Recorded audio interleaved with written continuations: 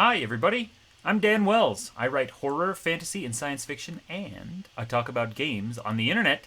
And today I get to talk about Star Trek, which is my favorite RPG. So, this is the Sciences Division supplement for Star Trek Adventures, and it's awesome. I've already talked about the Command Division and the Operations Division, and each book is similar in that they have the same structure. They cover a lot of the same notes. And then they all have something that is unique and cool and new that the other divisions don't really cover. So let's get into that and talk about what these books have in them. So, first of all, you've got the introduction where it tells you what's in the book, and then you've got the description of the division, right? So, what is going on? How does the science department work at a fleet level, at the Starfleet Federation level? How does it work on the ship? What is the history of the division? All the different branches. There's the exploratory. There's all these different things. How do you explore?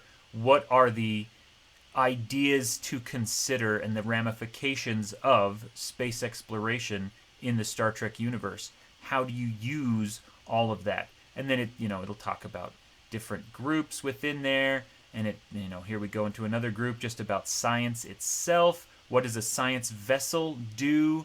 We're so accustomed to, the Enterprise typically is on exploratory missions rather than straight up science missions. So what does a science vessel do? And what do the different science things do? And then it talks about medical and all of that, and what are medical missions like, and blah, blah, blah. This is all really interesting stuff. Starfleet Academy itself, how does science work for them? Very similar to the other division books in that it takes that branch of Starfleet and just breaks it down and talks about all the different ramifications, all the different little subsets of knowledge and expertise that you will find within that division. So it's really neat. Now, Chapter 5 here, using the Sciences Division, this is one of the sections that I rave about every time we cover one of these source books. It has, the company has split mission types, plot types, down into red, blue, and gold. Red being command and con, blue being science and medical, gold being engineering and operations. So there's, and it has the same mission types, but then it explains how they work. So red plot components, for example, include conspiracy, diplomacy, first contact, political, show the flag, spiritual, and Starfleet JAG, which is legal stuff. And then it goes through, and in the command division it said, what is a red plot like from a command perspective? And in operations, what is a red plot like from an engineering perspective? And then here in the sciences book, what is a red plot like from a science perspective? And then a whole second section, what is red plot like from a medical perspective? And it gets pretty granular, and it includes, in almost every case, examples from the movies and the TV shows. So, like, we're talking about diplomacy, and it gives this wonderful description of what diplomatic missions are like, what they involve. And then it says, the computer-run war between MNR 7 and Vendikar? Sorry, it's tiny on my screen. And Vendikar in the original series episode A Taste of Armageddon, or attempting to stabilize a planet's geology after the Prime Directive was ignored in the Next Generation episode Pen Pals. Those are both diplomacy missions with a science focus.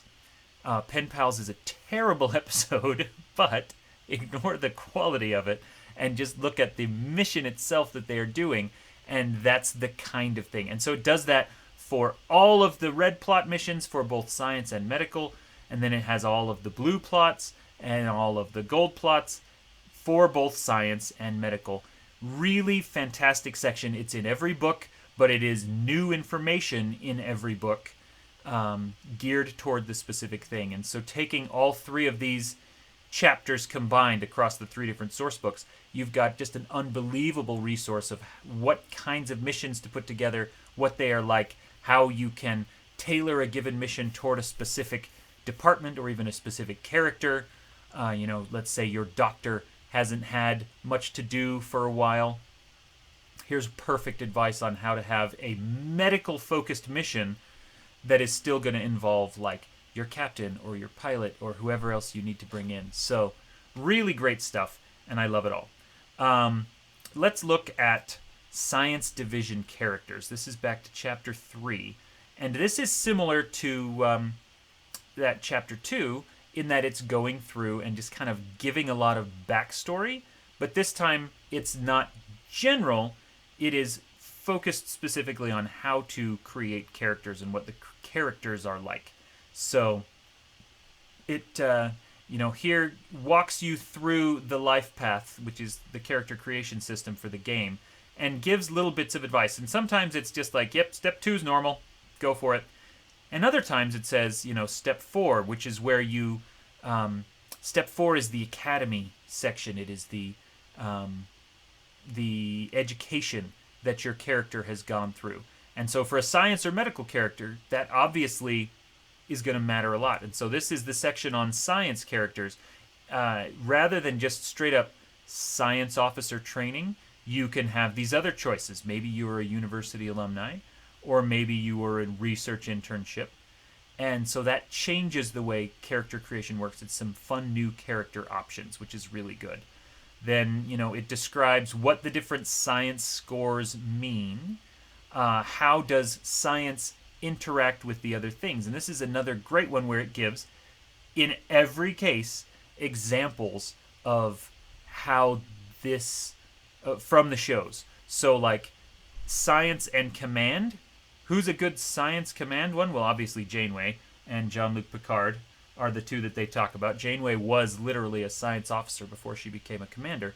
And so it gives good examples. What is science and con like? Well, that's where it's going to talk about Jadzia Dax, who was an excellent pilot while also being a science officer.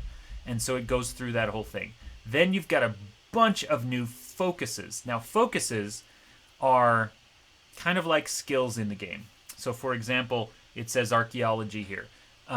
If someone needs to do an archaeology skill roll, is performing an archaeology-based task in the game, you're just going to take your science skill and you're going to take whatever of your little traits or attributes fit with that, add the numbers together, roll your dice, and you're trying to roll under that combined total. What focuses do is they widen your crit range, right? So, very quick rundown of the of the dice mechanic system. It's the 2d20 system from Modifius. You take 2 20-sided dice. Let's say that you are trying to figure out what a particular artifact was used for. You found this thing in an archaeological dig, and you're like, I wonder what this meant. And so you take, let's say, reason, which is your attribute, and then science, which is your skill. Let's say that your reason is 10 and your science is 4. You're a relatively new but competent science officer. So 10 plus 4 is 14. You roll 2 20-sided dice, and for every die that gets under a 14, you have a success. And then if you get enough successes, you succeed. You pass the task. If you roll a 1, which is the lowest possible, that's a crit, and that counts as 2 successes. But if you have archaeology as a focus, then your crit range widens to the full value of the discipline, which in this case is science, of 4. So instead of critting on a 1, you crit on a 1, 2, 3, or 4. And so it makes it a lot more likely that you will get extra successes. That's what the focuses are. And there is no comprehensive list of focuses in the game. You can have a focus in anything you want. You can make something up. You can say, I have a focus in, unicycling. It does not matter. You can make up anything you want. So what this does, this is not necessarily new options. It's just new ideas and new guidance to help you come up with something. because maybe you had a science officer and you didn't know what to do, and so you've just been writing like nebulas on every character because you couldn't think of other science focuses. So now there's a ton more. Archaeology, astrometrics, astrophysics, all of these, and it just pages of them, and it's really cool stuff. So hooray for that. Then there's a bunch of new talents, and the talents actually are new options. These aren't things that exist anywhere else.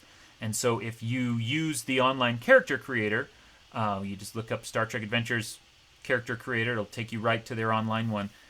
It includes a lot of these talents in it already. And so you might have seen some of them before, but they're not in the base book, and it's really good to have them. Some of them are just, straight up normal things. If you have at least 4 ranks in the science discipline, then you can get dedicated focus X. Some of them are more interesting. I love Lab Rat. If you have Science 3 and Engineering 3, so you're really a hardcore nerd like Data or Barclay or something, then you can get Lab Rat, which makes you much better at doing, experiments and things like that. So, bunch of new talents, and then it does the whole thing over again for medical school. General advice on medical characters, changes. Oh, this one's fun. This is like a full-page sidebar that adds new traits, new talents, augmented ability. So this is like Julian Bashir, who had augmented intelligence so that he was super crazy smart. Neural interface, which there's no character leaping to mind who was able to interface with a computer, but I'm sure there was one. Physical enhancement, if you have some kind of bionic arm or something that makes you stronger. And then, of course, sensory replacement, if you want to be Geordie LaForge and you want to have a cool visor, or you want to have any other kind of cool sensory apparatus, there's all these new traits for it. So hooray, that's really cool. You get the whole life path system. In this case, rather than a bunch of new education options in Step 5, it gives you a bunch of new positions to hold on the ship. So instead of just chief medical officer, there's chief surgeon, head nurse, anesthesiologist, physician's assistant, all these extra jobs you can hold and what that entails. So that's a cool thing. And then, of course, you've got how they interact with the disciplines. What's a medical and science character? Leonard McCoy was a great example of a medical and science character. How about a medical security officer? Julian Bashir. Because of his heightened intelligence, he was heavily involved in Section 31 and espionage and all of that sort of thing. So he's a perfect example of a medical and security combination character. Then you've got a bunch more medicine focuses and a bunch more medicine talents, and there you go. So this character section is awesome. Now, I've been circling around it. We're finally going to arrive at Chapter 4, which is my favorite chapter in this book. What Chapter 4 gives us is a bunch of advice on how to run science-focused adventures. We've had all that. We looked through the plot components thing with red and gold and blue plots. What this does is it breaks it down a little more granularly than that. So we're going to skip over medical equipment because, yay, there's equipment and you can get it. It talks about drugs you can use. Then there's a whole section on alien life and how to create and how to use truly alien beings, creatures that live in the depths of space, creatures that have no body, there's energy entities, creatures that are not, like the Horta, that are silicon-based instead of carbon-based, and advice on what to do with those, how to create them, what to do with them. Here, let's find the character creation. Oh, the alien creation comes later on here. So now let's look at the scientific mystery section. This, there's a whole section on parallel universes and how do you use parallel universes in a game. How do you use psychic powers? What is sentient evolution? How do you use that? Subspace corridors. There's a huge section on the Q Continuum and very specific and very helpful advice on how to run a mission with Q. And, and they give good advice. This is not just them babbling. This is actually really meaningful, helpful suggestions on how to make a Q-based mission work. Because one of the points that they make is that Q can control anything, and anything he or she says is true becomes true. And that's basically power that the Game Master already has. And so how do you take that power of absolute control and turn it into an interesting mission that the player characters can interact with and have fun with, instead of just feeling like they're at the mercy of a capricious god? Really solid stuff. I absolutely love this whole Q section. It had never occurred to me to do a Q mission, and now I want to because they give really solid advice on how to do it. They do the same thing with time travel. How does time travel work? How can you use it in a game? And once again, they get into pretty granular advice on how to make a time travel scenario work. And there's a lot of different kinds of time travel. They talk about going back in time. They talk about going forward. They talk about getting stuck in a temporal loop. There's a lot of different things you can do with this. And they talk about all of it, and it's awesome. So hooray for temporal mechanics. And they've got, the regulations. If you want to get into like Lieutenant Daniels from Enterprise and things like that, they talk about all the laws. They talk about cause and effect. They talk about so many things for time. So hooray for time. Then we get into where's the aliens? Did I already lose the aliens? Okay, let me see this. Maybe this was how to create alien creatures and I just missed it? I don't think so. Okay, how about this part here? I don't know where it is. I definitely don't know where it is. Okay, so, it talks about some aliens. There's a whole section on making your own aliens. Why can I not find that? Burp, burp, burp. Here we go. Creating aliens. So, step one. This walks you through the whole thing. And if you want to create a new alien species that you can use for player characters, this tells you how to do that. If you want to create a new alien for an adventure that you want to have as a mystery for the characters to solve, you can do that. If it's going to be an antagonist for the characters to face, you can do that. And it has them in, you can do random tables, or you can just pick stuff. You can do all kinds of, it really is a pretty exhaustive, complete system. One thing I want to point out here is in the carbon-based life random table, this says anthropoid, not arthropod. I misread it at first and thought that your options were arthropod, fungi, and plant. And I was like, well, there's way more types of carbon-based life forms. No, anthropoid means similar to a human, not arthropod, similar to a spider. So that's my own mistake for misreading that. Anyway, it has really simple stuff like, what are you going to do for a mushroom-based person? But then it has wacky stuff. What about an anaphasic life form, a gaseous life form? When you get into non-corporeal, if it's completely artificial, is it biomimetic? Are they made of dark matter? Are they silicon-based? And that's just the beginning. So you decide that, either randomly or you choose it.